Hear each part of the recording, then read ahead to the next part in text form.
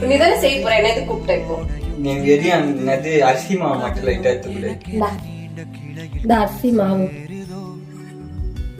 இது அரிசி, இது மாவு, இது ஏதாவது அடி பண்ணி அவனுக்கு தெரியாது.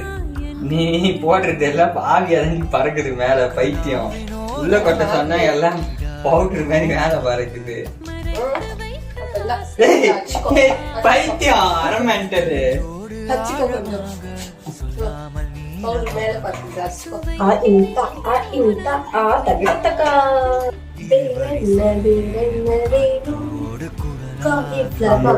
மட்டும் போதும்.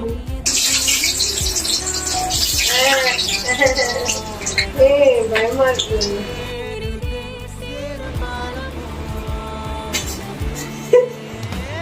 இப்ப